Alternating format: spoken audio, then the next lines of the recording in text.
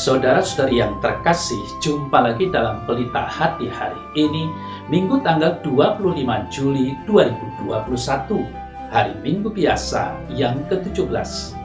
Bersama saya, Romo Thomas Suratno SC dari Paroki Cilandak, Jakarta Selatan, mendengar dan merenungkan Sabda Tuhan, yakni firman Tuhan yang tersurat dalam Injil Yohanes, bab atau pasal 6, ayat 1 sampai dengan ayat 15.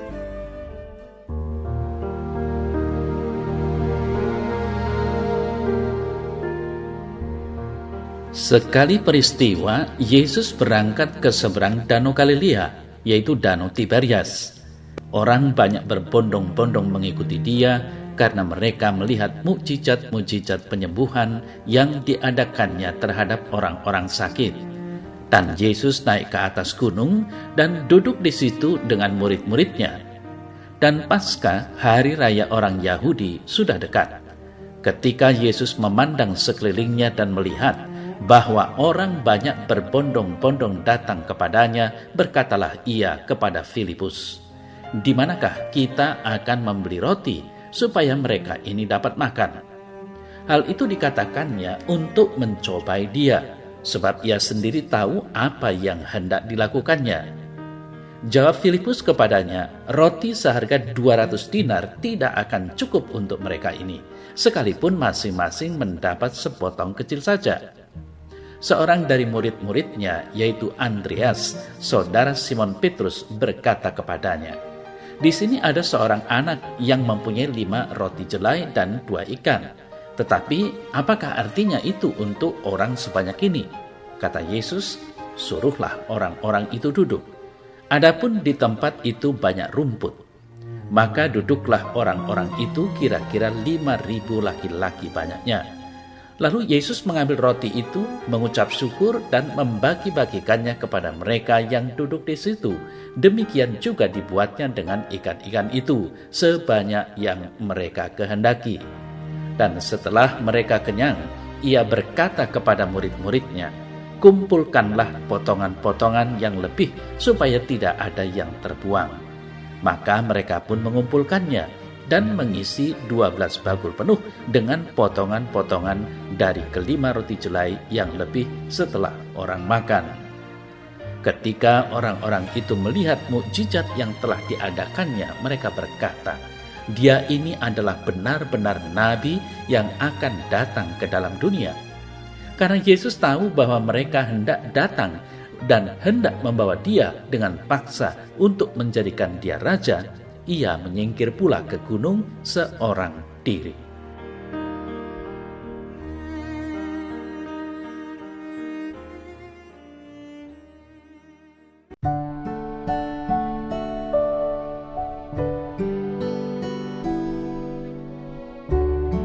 Saudara-saudari yang terkasih, warta Injil Minggu biasa yang ke-17, yakni Yohanes 6 ayat 1 sampai 15, yang baru saja kita dengar bersama, mengisahkan bagaimana Yesus mampu memberi makan 5.000 orang dengan membagi-bagikan 5 roti jelai dan 2 ikan yang kebetulan tersedia pada waktu itu. Sisa potongan roti setelah semua orang makan bahkan mencapai 12 bakul penuh. Apa isi atau pesan warta Injil ini? Sebelum menjawab pertanyaan ini, marilah kita memahami kisah Yesus memberi makan orang banyak yang bukannya sebagai tindakan ajaib, memperbanyak makanan semata-mata. Yang perlu digarisbawahi adalah perhatian Yesus kepada orang-orang yang mendatanginya, bukan pada mukjizatnya itu sendiri. Saudara-saudari yang terkasih, yang perlu diingat bahwa kesadaran batin orang-orang, juga para murid terdekat, belum berkembang utuh seperti orang buta sejak lahir yang dibuka penglihatannya oleh Yesus. Pada mulanya memang orang itu mengenal Yesus hanya sebagai penyembuh paranormal. Kemudian ketika ditanya-tanya oleh kaum Farisi, orang itu mulai berpikir bahwa tentunya Yesus itu nabi. Tapi ketika bertemu Yesus lagi dan berbicara dengannya, ia menyadari siapa sesungguhnya dia dan sujud menyeru, "Aku percaya Tuhan." Saudara-saudara yang terkasih, orang-orang di Bait Allah, orang banyak di tepi danau Tiberias di Galilea, bahkan para murid terdekat sendiri masih perlu maju setapak lagi agar menyadari siapa Yesus itu. Tanda-tanda besar, mukjizat, baru membuat orang mulai mengakui kebesarannya menurut bayangan masing-masing. Jadi, belum tentu sejalan dengan yang dipikirkan Yesus.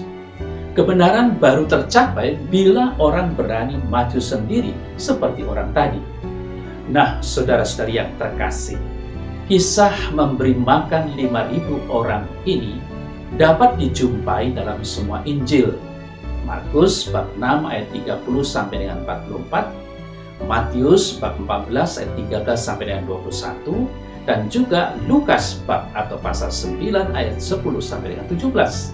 Dan tentu saja petikan hari ini dari Injil Yohanes bab 6 ayat 1 sampai dengan 15. Menurut Injil Sinoptik, maksudnya Matius, Markus, dan Lukas, para murid menyadari bahwa hari sudah mulai petang dan akan makin sulit mendapatkan makanan. Warung-warung segera akan tutup. Waktu itu memang belum biasa ada warung makan yang buka malam hari. Maka para murid mengusulkan kepada Yesus yang sedang melayani orang-orang itu agar menyuruh mereka bubar saja dan pergi membeli makanan sendiri-sendiri. Tapi saudara-saudari yang terkasih, Yesus malah menyuruh murid-muridnya ikut bertanggung jawab memberi makan orang banyak itu. Sikap ini tampak jelas dalam Injil Yohanes yang kita dengar hari ini. Di situ Yesus mulai menggugah perhatian Filipus dengan pertanyaan, di mana kita bisa membeli roti supaya mereka dapat makan. Begitulah Yesus mengajak murid-murid melayani dan menyediakan makanan bagi orang-orang yang telah kena pesona para murid itu sendiri. Jangan orang-orang itu ditinggalkan dan dibiarkan sendirian setelah sukses dikejar. Kembalikan kepuasan kepada mereka. Saudara-saudari yang terkasih, tentu saja tidak mudah. Filipus mulai menghitung uang 200 dinar tidak akan cukup buat orang sebanyak itu. Kita tahu, sedinar itu upah lazim satu hari kerja bagi pekerja biasa dan boleh jadi hanya cukup bagi satu keluarga dengan 5 orang. Maka dengan uang 200 dinar hanya akan dapat disediakan makanan bagi 1.000 orang, bukan 5.000 orang. Masing-masing orang tidak akan mendapat sepotong kecil roti saja. Apakah ini yang namanya memberi makan? Begitulah cara berpikir yang berdasarkan pada angka-angka melulu. Hasilnya ialah angkat tangan alias menyerah. Saudara-saudari yang terkasih, Filipus bukan orang sembarang orang. Tokoh ini berasal dari Betsaida, kota pusat perdagangan ikan di tepi danau tempat peristiwa itu terjadi. Ingat, ia dulu dipanggil Yesus sendiri agar mengikutinya. Ia kemudian mempertemukan Natanael dengan Yesus. Ia juga pernah diminta orang-orang Yunani, maksudnya orang Yahudi yang berpendidikan modern, untuk memperkenalkan mereka kepada Yesus. Memang Filipus orang yang terpandang di masyarakat. Boleh jadi ia seorang usahawan penting di kota pasar ikan itu. Dan dia itulah yang sekarang diminta oleh Yesus memikirkan keadaan orang banyak. Tapi ia hanya bisa mengalokasi 200 dinar bagi konsumsi massal. Lalu apakah mesti menghubungi relasi sana-sini yang bisa membantu? Nah, pada saat itu Andreas, seorang murid yang berasal dari Betsaida juga, tampil dengan sebuah pemecahan yang malah semakin tidak masuk akal. Di sini ada seorang anak yang mempunyai 5 roti jelai dan 2 ikan. Tetapi apakah artinya itu untuk orang sebanyak ini? Apa artinya untuk 5.000 orang? Saudara-saudari terkasih, kita, pembaca atau pendengar perlu kiranya membiarkan diri di bawah Yohanes masuk ke dalam situasi kondisi Injilnya. Yakni di mana kita makin diperkenalkan ke sisi-sisi manusiawi orang-orang yang diceritakan. Kita boleh jadi akan merasa agak kelabakan seperti Filipus. Baru begitu kita akan mulai melihat bahwa Filipus mungkin belum betul-betul memperhatikan kebutuhan orang banyak yang telah terjaring ke sana. Ia memang sudah bisa memikirkan sisi finansial pengurusan jemaat, tapi belum sigap menanggapi kebutuhan umat yang ada di situ. Yohanes mengajak kita membaca kisahnya dan bertanya diri, kita ada di mana? Saudara-saudari yang terkasih, seperti yang telah saya singgung tadi bahwa pemecahan yang makin mustahil diajukan oleh Andreas, yang tentunya juga orang yang punya banyak relasi seperti Filipus. Andreas mendapati seorang anak kecil yang mempunyai 5 roti dan 2 ikan. Tapi ia berpikir seperti Filipus juga. Apa yang mau dibuat dengan roti dan ikan bagi orang sebanyak itu? Namun Yesus mengambil roti tadi. Yesus mengucap syukur, mengucap terima kasih kepada Yang Maha Kuasa. Begitu juga dilakukannya dengan ikannya. Lalu dibagi-bagikannya kepada semua orang di situ. Itulah mukjizatnya. Yesus mengubah tanda terima kasih yang dibawakan anak kecil tadi menjadi makanan bagi 5.000 orang dewasa. Dan masih sisa 12 bakul penuh potongan roti yang dapat diberikan kepada siapa saja. Saudara-saudari yang terkasih, ungkapan syukur kepada yang ada di sorga itu telah mengubah bungkusan roti dan ikan tadi menjadi bingkisan kasih yang luar biasa besarnya bagi semua orang yang ada di situ. Perkara yang tadi kelihatan tidak mungkin kini menjadi kenyataan berkat ketulusan bocah yang membawakannya dan juga berkat syukur Yesus kepada Bapanya. Sebelum membagi-bagikan makanan, Yesus menyuruh orang-orang itu duduk. Yohanes mencatat, di tempat itu banyak rumput dikatakan. Orang-orang itu ditampilkan sebagai domba-domba yang dibawa ke tempat yang banyak rumputnya oleh sang gembala baik.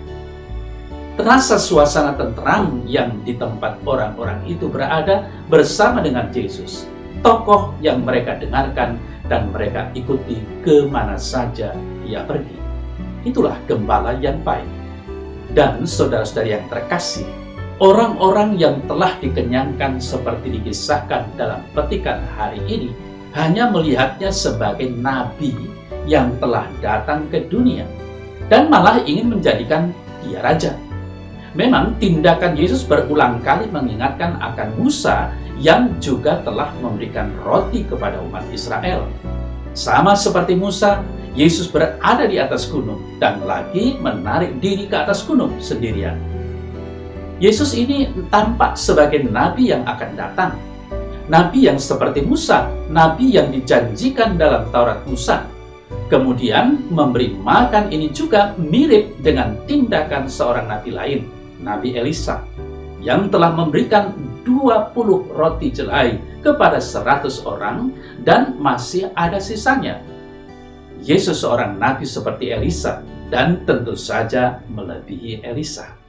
Yang jelas, saudara-saudari yang terkasih, Yesus di sini menyatakan diri sebagai nabi zaman akhir, nabi seperti Musa, seorang Elisa baru yang lebih besar, nabi yang memberikan roti kepada umat Allah. Lalu, apa sesungguhnya makna roti itu? Roti yang tidak akan binasa, belum dipahami dan memang masih harus dijelaskan, supaya kita semua dapat memahami dan percaya serta menghayatinya.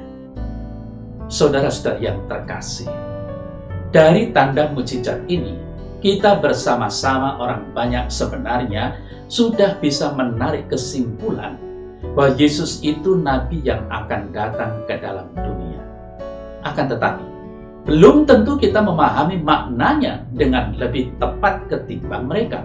Sadarilah bahwa banyak murid Yesus sekarang masih mencari Yesus sebagai nabi yang diharapkan melakukan keajaiban, mukjizat demi kepentingan jasmani dan duniawi, bahkan golongan mereka sendiri.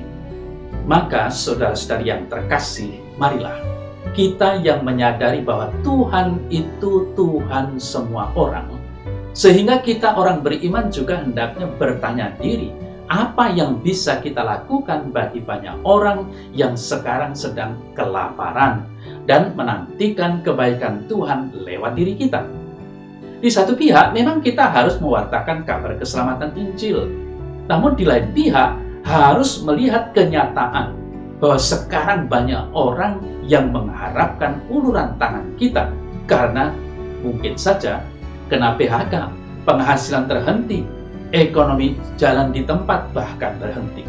Demikian juga situasi akibat pandemi COVID-19, di mana banyak sesama kita yang terpapar virus corona tersebut, sakit dan tidak bisa buat apa-apa. Dari mereka ada yang harus isolasi mandiri di rumahnya masing-masing. Siapa yang akan membantu mereka? Saudara-saudari yang terkasih, rezeki manusia kelihatannya dan banyak orang mengatakan karena usaha dan hasil kerja manusia itu sendiri atau mereka semua. Namun sebagai orang beriman, tidakkah bahwa rezeki itu diyakini merupakan rahmat anugerah yang diberikan Allah kepada kita? Maka datangnya dari Tuhan sehingga kita pun hendaknya mau berbagi pada sesama, terutama mereka yang menderita dan membutuhkan pertolongan. Inilah wujud perhatian kita terhadap sesama yang merupakan wujud nyata kasih dan perhatian Yesus terhadap umat manusia yang dipesankan dalam warta Injil hari ini.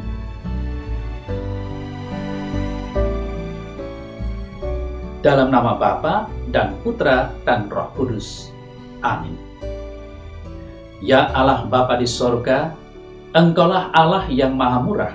Engkau selalu memperhatikan kebutuhan setiap orang. Engkaulah yang memberi kami makan secukupnya setiap hari. Maka gerakkanlah hati kami supaya selalu tergerak oleh belas kasihan karena melihat sesama kami yang menderita dan berkekurangan. Sehingga kami mau mengulurkan tangan kami kepada mereka sebagai wujud nyata iman kami kepadamu. Amin. Dalam nama Bapa dan Putra dan Roh Kudus. Amin.